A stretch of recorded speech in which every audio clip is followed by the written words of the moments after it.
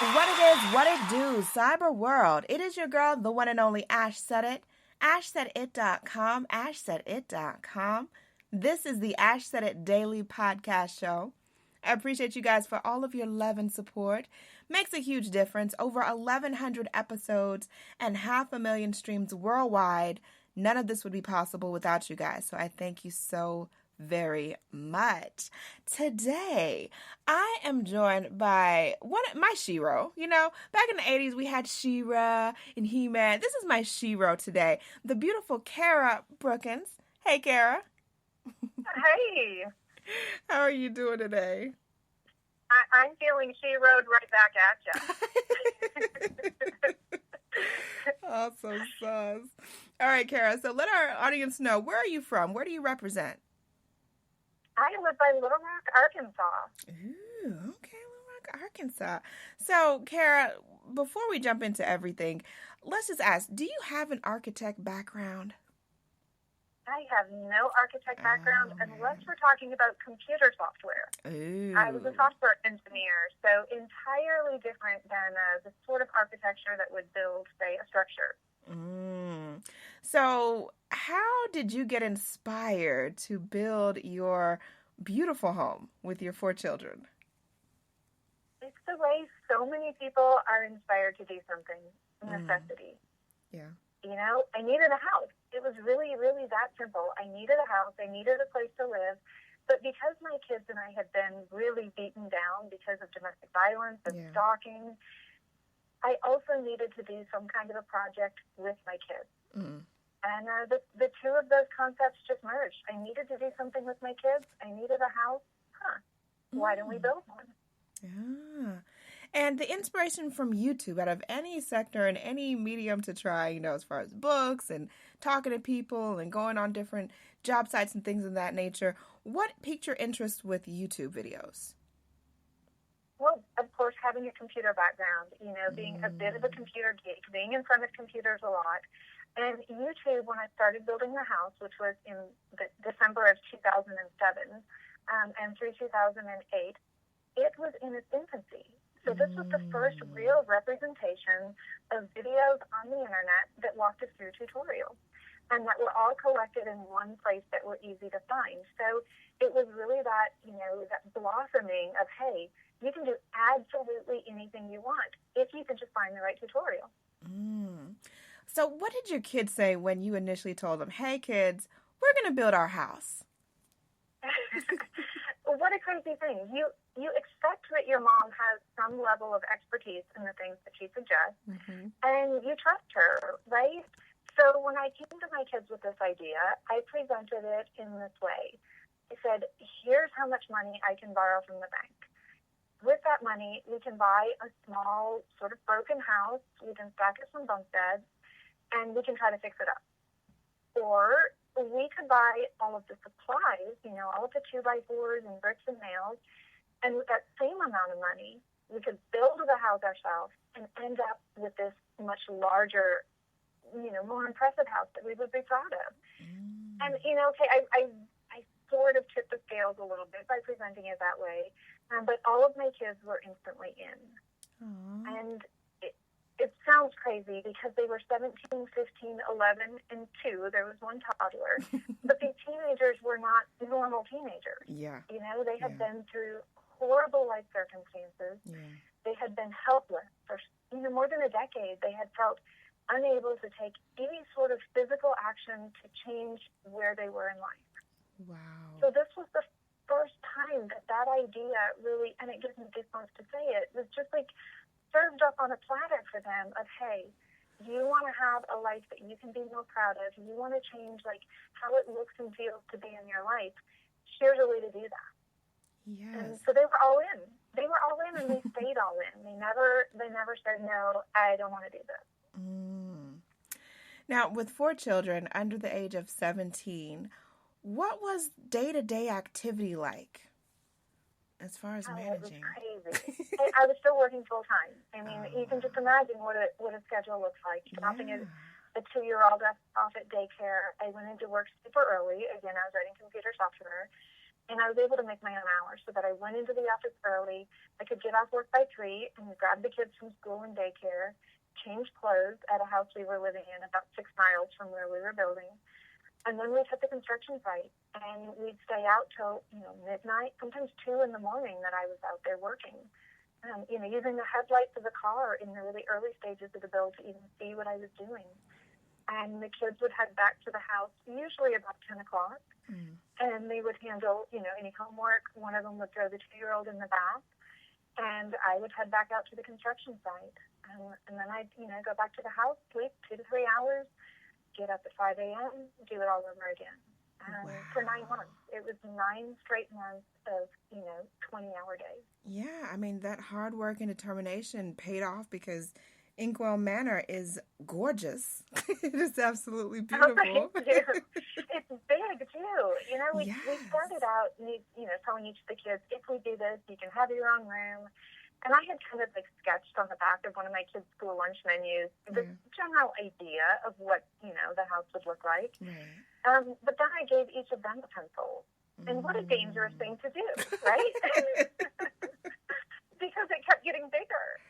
They were like, well, my room should have the walk-in closet. And they kept making it bigger. And, of course, I let them because this was, again, the first time that they could control their future and control the way that they felt about, the way that they presented themselves in the space they lived in. So we ended up building a 3,500 square foot house. It's a big house, 5 bedrooms, 3 bathrooms. I am sitting right now in my own library, floor-to-ceiling books surrounding me. We each created our own space. Wow. So what would you say during the process, during this 9-month period, what was the most challenging part of the building process? The most challenging from an emotional standpoint was learning how to communicate with each other. And that sort of coincided with the most difficult physical part of building the site, building the house, and that was the foundation work. Gotcha. And my kids and I, because of the domestic violence, because of the situation that we've been in, we didn't know how to talk to each other. We had all kind of pulled inside of ourselves, each one of us just trying to survive this day and get to the next. So we hadn't developed this close relationship that I had always wanted with my kids. So when we first showed up out on this construction site, and it's freezing cold December, we're knee-deep in mud, and we've watched YouTube videos the night before of how we're supposed to begin a foundation. This is the first time that we're learning how to communicate as a family and a construction team all at once. So, it was a comedy and a tragedy all boiled into one. Yeah. Because we had to learn how to rely on one another.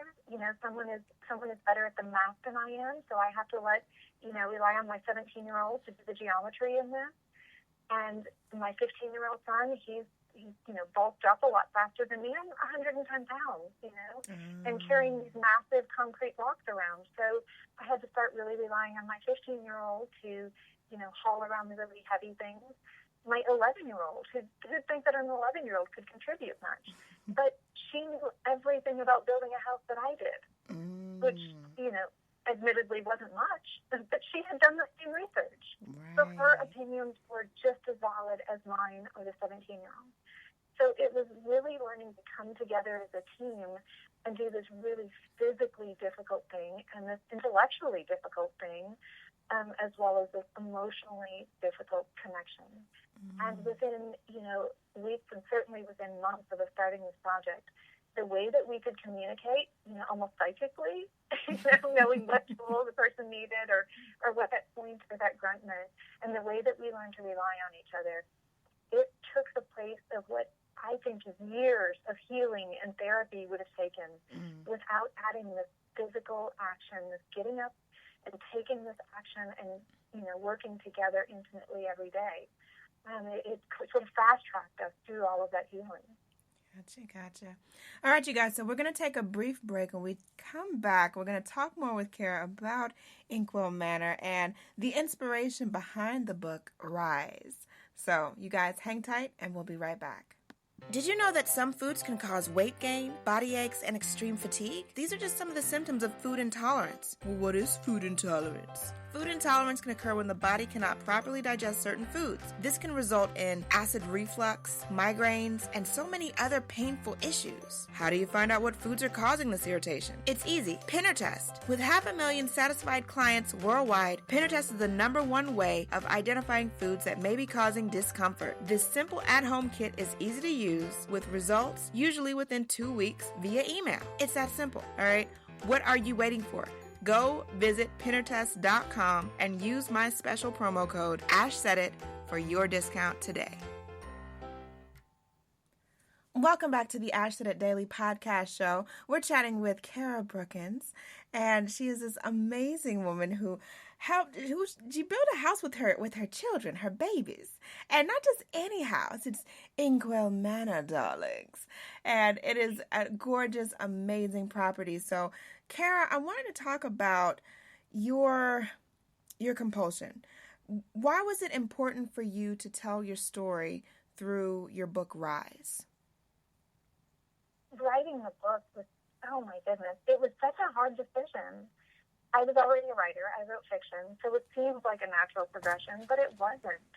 And telling the true story is so much harder. Yeah. And I worked on it for 6 years before I figured out how to tell it, and then whether or not I wanted to share it. But it became so important the more people that I met who, they were in a tough situation. Either they'd been through something difficult, they'd lost someone to cancer, a divorce, there's so many different things that we go through, and they needed to make this next step. They needed to make their life better, or they were just kind of in a rut, and they knew that they could do something bigger, but they didn't know how to take that step. And the more of these stories I kept hearing, I was like, that was me. That's exactly where I was, and I stayed in that place too long. And it's just taking physical action and quit talking about it.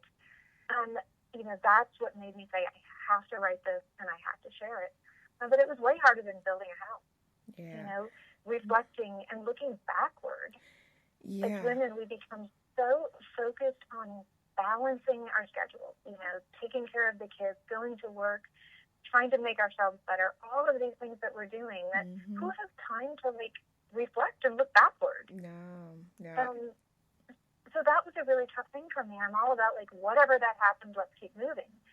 But in order to write a book that would connect with people, I had to be a real person. And that meant really evaluating the really deep parts, the hard parts, why did I get in this situation in the first place?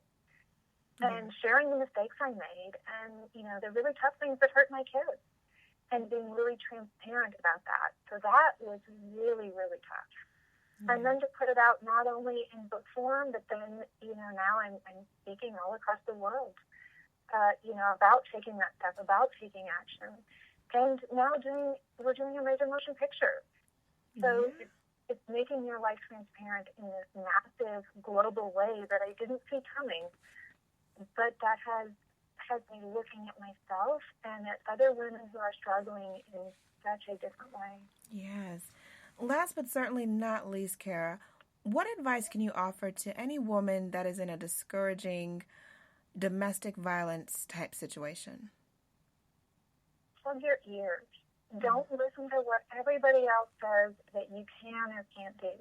Decide what you want, and then immediately, as soon as you have made that decision, write it down and take one step forward. It's so easy to keep putting it off. Take that one step forward toward that thing, and then keep doing that every day. Sounds like a plan. Cara Brookins, thank you so much for joining us today, Cara. We appreciate you and your kind words of inspiration that is definitely to everyone that it touches. Everyone is certainly, I know that I am. I can only speak for myself. I'm inspired by your story, and that later on, just confirms that we are capable of doing whatever we set our minds to, whatever that may be. Well, thank you. And I love what you're building here. You're building big things. Thank you. So, Cara, let everyone know the best way to get in contact with you, to pick up the book Rise, and your social media. Everything is at my website. I do tons of Twitter and Facebook, too, and everything is at my website, which is easy, carabrookins.com. And that's Cara with a C and Brookins, INS. Sounds like a plan. I appreciate you guys. Thank you so very much. Keep in mind, anyone to tell you that you can't do what you want to do, you look them square in the face and tell them, don't believe me, just watch. Watch what I do. Watch me make it happen. Watch me make history. That's what we're doing this for. We're doing this for the history books. Social media is nice, but real life is way better. Until next time, you guys.